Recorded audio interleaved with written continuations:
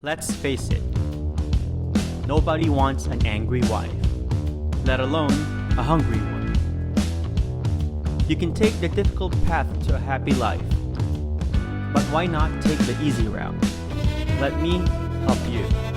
I'll be your guide to impress your wife with mouth-watering and eye-catching recipes that she'll surely love. Because you know what they say, happy wife, happy life.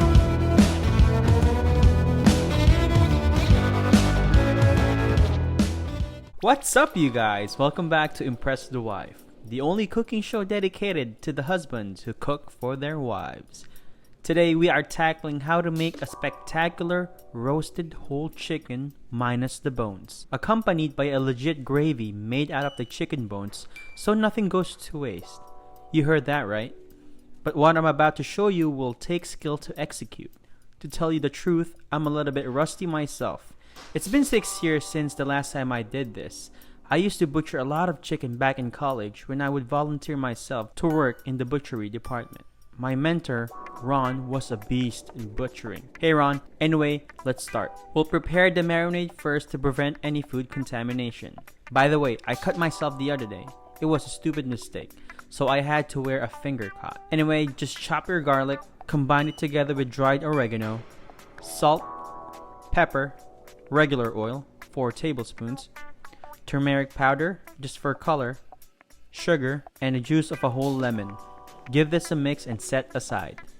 We'll now move on to the complicated part of deboning the chicken. I will not go into much detail on how to do this. I'll probably do a separate episode for Butchering 101, but just to give you an idea, continue watching. This is about 4 pounds. It's huge. We'll start by removing the wings. If you notice, I did my best not to include any breast meat. You want to keep the breast intact for this roast. We'll also be removing the wishbone that runs inside the top portion of the chicken breasts. By doing this, it'll make your life easier later. We'll flip the chicken upside down and make an incision that runs along the entire spine. From here, you work your way down to fillet. Be careful not to puncture the skin. You also have to make sure that you cut through the joint where the main carcass and the thigh meet. You should be cutting through it easily. If you find yourself struggling or forcing yourself, it means that you are doing something wrong. The most difficult part of this is filleting the breasts while maintaining its shape. If, say, you are filleting it right side up, it's easy, but filleting it upside down will take practice. Once you're able to separate the carcass, we are now going to debone the chicken thighs.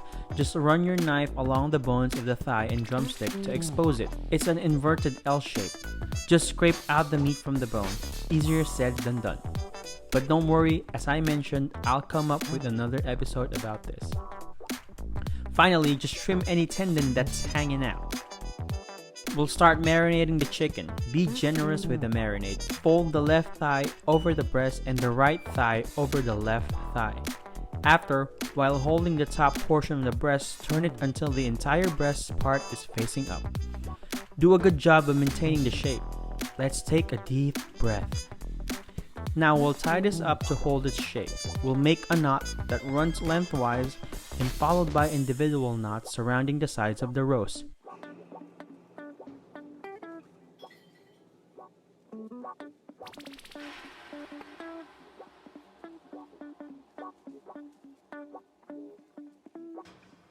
It's starting to look like ham now.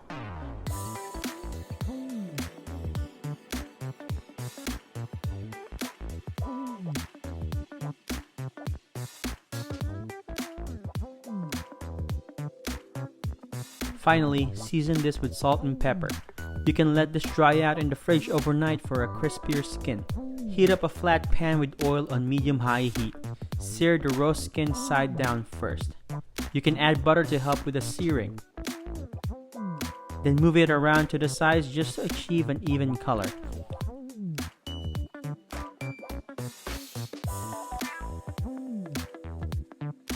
Turn it around and sear it for another 3 minutes or so. If your oven can accommodate the pan that you are using, then put the whole thing in there. In my case, I had to transfer it to a Pyrex just so it can fit in the oven. Add the butter, rosemary, and smashed garlic cloves on top, and this goes in the oven to roast at 400 degrees Fahrenheit for about an hour to an hour and a half, or until a thermometer inserted in the thickest part will read 165 degrees. While that is roasting, we are going to chop the bones into smaller chunks for the gravy. Yes, that is a big ass cleaver that I got for just $8 in a grocery store in Manila. Using the same pan, sear the bones until browned properly.